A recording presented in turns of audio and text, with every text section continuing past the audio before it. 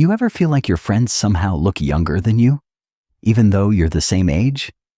Maybe it is a sister, a neighbor, a woman at church. She walks into the room, and there's just something about her. It is not that she is wearing anything fancy. She just looks fresh, confident, present. Meanwhile, you are wondering if maybe your clothes, your hairstyle, or even your posture are giving away more than just your age. Let me tell you something important right now. You are not alone in feeling that way. So many women I speak to, smart, capable, beautiful women over 50, quietly admit they feel like they are fading.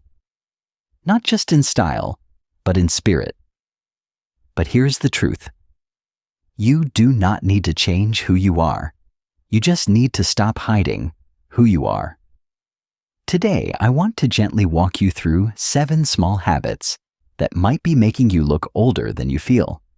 And more importantly, what you can do instead to show up as the vibrant, stylish woman you truly are. Because this is not about looking young. It is about feeling alive. It is about feeling seen again, recognized, respected. So if you have ever looked in the mirror and thought, "This is not how I want the world to see me," then friend, you are in the right place. Habit 1. The disappearing act of oversized clothes. It usually starts with one small decision. Maybe the jeans start to pinch a little, so you reach for a looser pair. Then the fitted blouse feels a bit snug, so you replace it with a flowy tunic. Slowly but surely, your wardrobe shifts, not toward comfort, but toward camouflage. What begins as practical becomes habitual. Before long, nearly everything you wear hangs, drapes, and hides. And you think you're doing yourself a favor. But here's the hard truth. Baggy, oversized clothes rarely flatter. Instead of making you look more comfortable, they often make you look disconnected from your body, from your energy, and sometimes even from your confidence. They blur your natural shape. They swallow your posture. They mute your personality. The body may change with time, but that doesn't mean it needs to disappear under layers of fabric. I've seen this again and again, most recently with Linda, a friend of mine in her early 70s. Linda used to have impeccable style, pencil skirts, fitted sweaters, scarves tied just so. But after retirement, she started dressing differently. She wasn't depressed, just dulled. "Why should I bother?" she said to me once. "No one's looking." And that's what bothered me most, not the clothes, but the belief behind them. That after a certain age, style is no longer for you. That your body is something to conceal rather than honor. We went shopping together just casually, and I encouraged her to try on a few tailored pieces. Not tight, not trendy, just something that fit. The difference was immediate. I don't mean dramatic like a movie montage. I mean something more subtle. The way she held her arms, the way she looked at herself, the way she smiled. She wasn't trying to be 25 again. She was simply showing up as herself. Oversized clothing might feel safe, but it often signals retreat. And what many women don't realize is that when you stop showing your shape, you may stop showing your spirit. So here's a better option.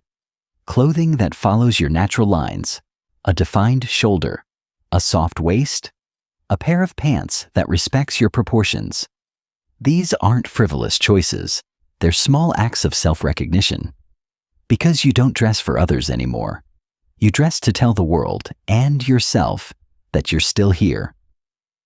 Still vibrant, still very much a woman, and no matter your age, that presence deserves to be seen. Habit 2. The silent message of a closed neckline. The neckline of a blouse seems like such a small detail. Hardly worth noticing, right? But here's what I've come to realize. After years of observing how women dress in their 60s, 70s, and beyond, your neckline sends a message. Whether you mean to or not, what you wear around your face speaks volumes about how you feel about yourself. Closed necklines, high collars, tight crew necks, fully buttoned blouses are often chosen for reasons that sound logical. It's more polished. I don't want to show too much skin. It hides my neck. But beneath the surface, something else might be going on. A desire to stay covered, not just physically, emotionally. A closed neckline often signals a kind of subtle withdrawal. It makes your neck appear shorter, draws attention downward, and restricts the openness of your upper body. But more than that, it reflects a quiet, unconscious closing off from the world, from visibility, from softness. Let me tell you about someone I love deeply, my sister Marie. Marie used to wear open-neck cardigans, delicate chains, loose button-downs with a slight dip at the collar. But after turning 65, she began buttoning up. Always covered to the base of her neck. No more jewelry, no more softness. When I asked her why, she gave the usual answer. Too many wrinkles. No one needs to see that. What I heard was, I'm not proud of this part of myself anymore. So I gently suggested she try something different. I bought her a blouse for her birthday. Soft cotton, a gentle V-neck, nothing dramatic. She looked at it like I'd handed her a swimsuit, but she wore it. And when she did, she looked lighter, not younger, not thinner, just more open. Like her face could finally be seen again without having to peer out from behind fabric. Marie admitted something to me later. She said, I didn't realize how closed I'd become until I let go of covering everything. Here's the thing. No one's saying you need to bare your chest or throw out every high-neck top you own. But ask yourself, are you dressing to express yourself or to protect yourself? Because the neckline is a frame. And what it frames, your face, your expression, your presence, is worth honoring. Let a little light in. It might be exactly what you've been missing. Habit 3. When neutral turns into no one noticed. Picture this. You walk into a room full of women at a community event. Everyone sitting, chatting, sipping coffee. And as your eyes scan the crowd, one thing becomes obvious. Beige. Everywhere. Cream sweaters, sand-colored slacks, light taupe coats. It's as if the entire room decided to blend into the background. Neutral tones aren't the enemy. They're timeless, elegant, and versatile. But when everything you wear becomes some shade of oatmeal, something else starts to happen. You don't just look neutral. You look faded. Here's what's tricky. Beige feels safe. It's non-confrontational. It goes with everything. But when it's worn head to toe, especially near the face, it washes you out. It removes contrast. It softens every feature, and not in a flattering way. The skin naturally loses pigment with age. Hair often turns gray or silver. Without contrast, your whole appearance can start to blur. Now let me tell you about Beverly.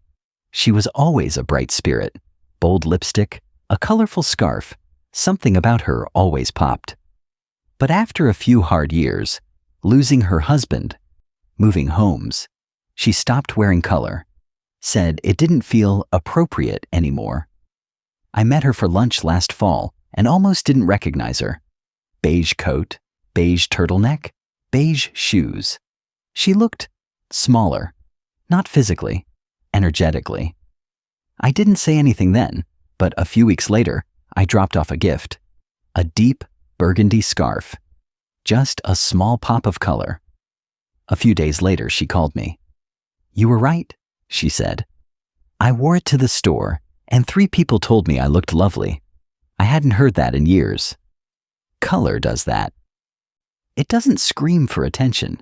It simply reminds the world and yourself, I'm still here.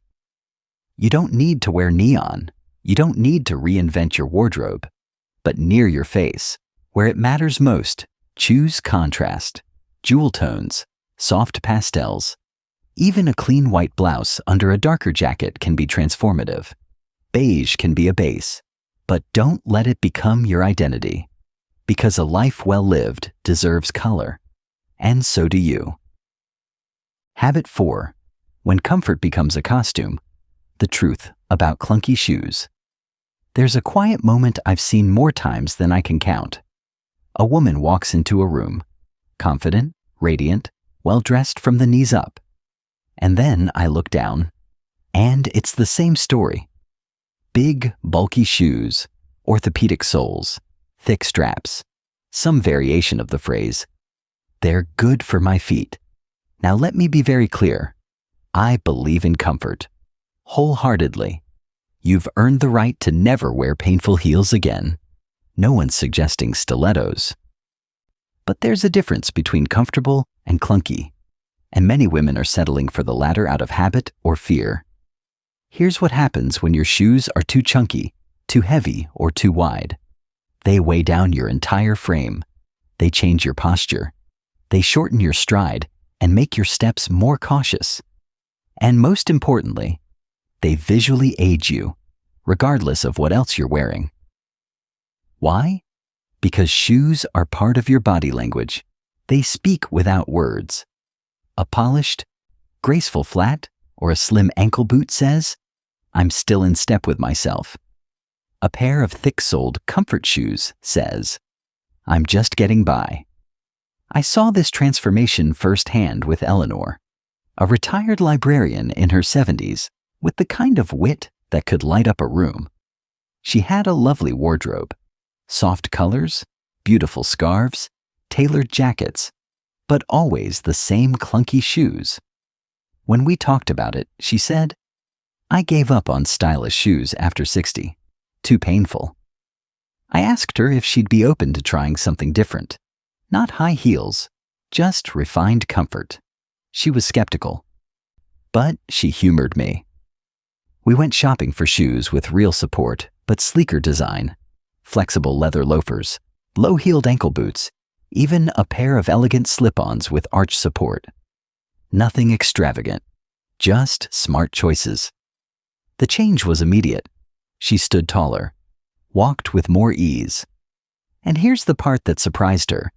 She said people started complimenting her again. Not on her shoes specifically, but on her whole look, her energy, her presence.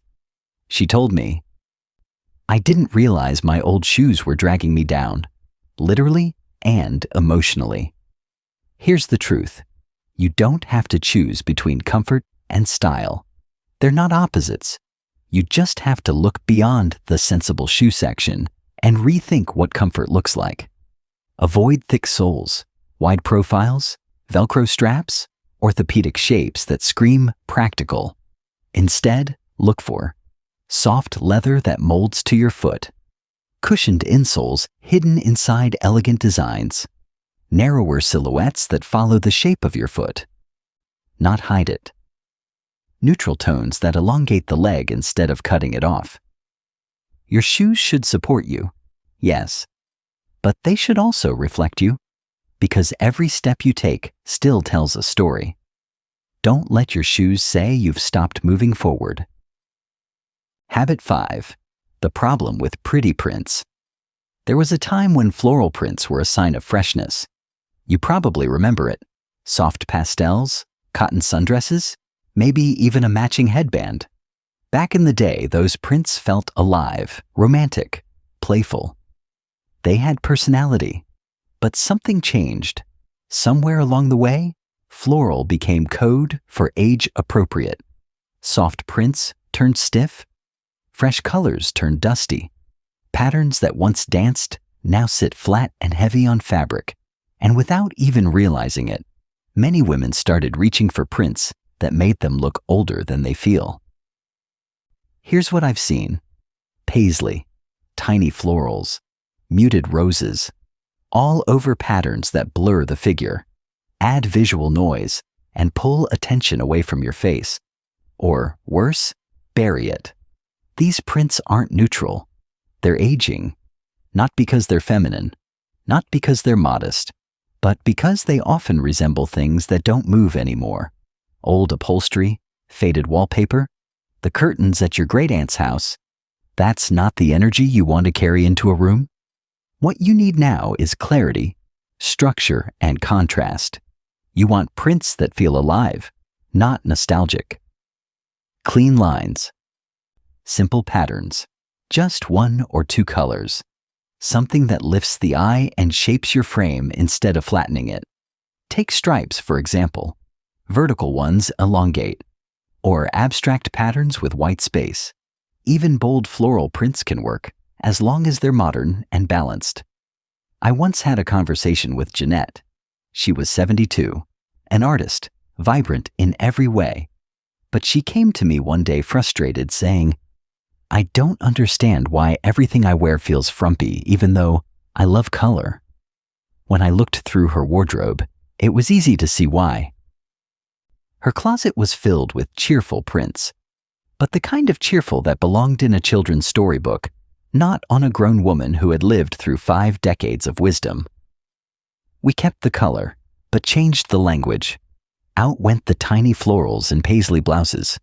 In came bold color-blocked tops, geometric prints, and soft patterns in navy, ivory, and wine. Same joy, different tone. The result? She told me, "I finally feel like I'm dressing the age I am, not the age people expect me to be." And that's the key. You're not giving up joy. You're refining it. You're upgrading the visual language of who you are. So the next time you reach for a floral top, ask yourself, is this bringing me forward? Or is it pulling me back? Because your wardrobe shouldn't echo the past. It should amplify who you are today. Strong, elegant, and yes, still blooming. Habit 6. The untucked trap. How one small style habit ages your entire look. Let me ask you something. When was the last time you tucked in your shirt? Half tuck, French tuck, full tuck, anything? For many women over a certain age, the answer is, I can't remember. And that's not surprising. A lot of women I know have quietly stopped tucking in their tops altogether. They say it's more comfortable, or that it hides their midsection, or that no one tucks anymore. But the truth is, that untucked habit might be doing more harm than good. When you leave every shirt, sweater, or blouse hanging loose over your waistband, here's what tends to happen. Your waistline disappears. Your body looks shorter and wider. The outfit loses all shape and polish. And visually, you send a subtle message. I'm not really paying attention anymore. It's one of the fastest ways to unintentionally age your entire appearance. And here's the kicker. Most of the time, it doesn't actually hide what you think it's hiding. That extra fabric, it bunches. It clings in the wrong places. It emphasizes what you're trying to cover, and without a defined waist or visual break. The eye doesn't know where to land, so it lands on the middle and stays there. I remember Judy, 74, retired nurse, incredibly warm, very put-together woman, but she always wore her tops long and loose, hanging straight over her pants. She said it was more modern and comfortable. But when she asked me why she looked frumpy, even in nice clothes, we took a closer look. One afternoon, we did a little experiment. She wore the same outfit 2 ways. First untucked, then with a simple front tuck and a thin belt. Same blouse, same pants. But the transformation? Night and day. Her shape came back. Her legs looked longer. She looked pulled together without looking stiff. And best of all, she said, I actually feel lighter. She hadn't lost a single pound. She just reclaimed her proportions. Now, does this mean every top needs to be tucked in? Of course not. But creating some structure, even just a slight front tuck or a belt, makes a world of difference, especially for women who want to project clarity, energy, and elegance without saying a word, because how you finish an outfit speaks louder than the pieces themselves. So here's your challenge. This week, try tucking in one top, just one. Add a simple belt, Maybe even play with layering. A cardigan left open over a tucked-in blouse works beautifully. You might be surprised at how much younger and more you look. Remember, the point isn't perfection, it's presence. And a tucked-in shirt might be the small, quiet signal that says, yes, I'm still showing up for myself. Habit 7. The hair you once loved might be holding you back. There's something sacred about hair. For many women, it's more than just strands and style. It's memory, identity, stability. It's the thing they could control in the middle of chaos, a place to return to when everything else was changing. So when I bring up the idea that an outdated hairstyle might be silently aging you, I do it with respect, because I know I'm not just talking about hair. I'm talking about who you've been and who you're becoming. The truth is, most women don't even realize their hairstyle is outdated. It doesn't happen all at once. You get used to it. It becomes your signature. You've had it for years, maybe decades. It's familiar, comforting, part of your rhythm. But here's the quiet danger of familiarity. What once empowered you can slowly begin to trap you. Hair that hasn't evolved with you can subtly clash with the woman you are now. It can weigh down your features, frame your face in a way that no longer flatters, or worst of all, make you look like you're still trying to be the woman you were 20 or 30 years ago. You might not notice it, but the world does. I've spoken with countless women, poised, brilliant, radiant, whose face, energy, and wisdom speak volumes. And yet, their hairstyle tells a different story. One that says, I'm stuck, I'm afraid to change, I don't know who I am without this. And I get it. Changing your hair feels risky, too permanent, too vulnerable. But sometimes, the risk isn't in changing. It's in refusing to. Let me tell you about Frances. She's 73, elegant, educated, deeply respected in her community. But she wore the same heavily curled bob she had since 1991. Same styling routine, same volume, same side-swept bangs, every strand in place, every morning. It was her armor. But one day she confessed to me, I feel invisible.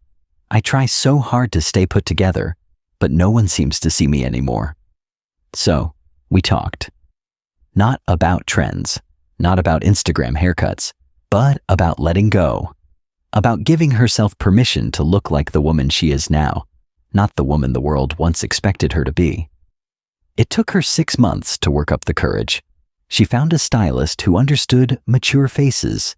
They didn't go radical, just softened the cut, removed some weight, added layers, revealed more of her actual texture and color. And the result? She didn't look younger. She looked current. Alive, in sync with herself. Even her posture changed. People noticed. They asked, did you lose weight? Did you go on vacation? No. She just finally stepped into her real reflection. Here's the deeper truth. Sometimes, the hair we hold on to is the version of ourselves we're most afraid to release. But releasing that version doesn't erase who you were. It honors who you've become. Your face has changed. So has your energy. Your hair should catch up, not to chase youth, but to express wisdom with lightness. So what does that look like? Softer texture instead of heavy structure. Movement instead of stiffness. Cuts that lift the face, open the jawline, highlight the eyes.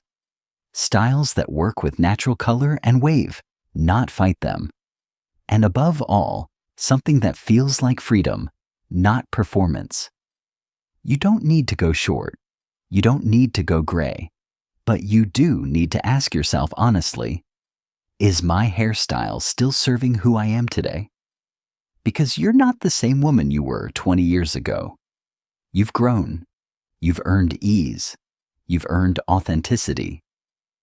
Let your reflection catch up. And when you walk into that salon, Whether it's tomorrow or a year from now, don't say, "Make me look younger." Say, "Make me look like me now." Because now is exactly where your beauty lives. So if you've made it this far, thank you. You didn't just watch a style video. You took time for yourself. And maybe, just maybe, you felt something shift. Because this isn't about trends, or rules, or trying to be 25 again. It's about becoming visible again. It's about feeling like your reflection matches the woman you are inside. Strong, wise, radiant, real. Every habit we talked about today was just a layer you now have permission to peel back. You don't have to change everything overnight, but you can choose to change one thing today. Maybe it's a blouse you stop hiding behind. Maybe it's a pair of shoes that lift you instead of holding you down. Maybe it's finally saying yes to a haircut that's more you now than ever. Whatever it is, do it with intention, with gentleness, and above all, with joy. If this video resonated with you, I'd love to hear about it in the comments. Tell me, which habit are you ready to let go of? Or, what's one thing you're proud of doing differently today? And if you're hungry for more of this kind of conversation, stick around. There's another video waiting for you. One that dives even deeper into how subtle choices can make a powerful difference. You'll find it right here on the screen. Until then, take care of yourself. Dress with love. And remember, you are not fading. You're evolving.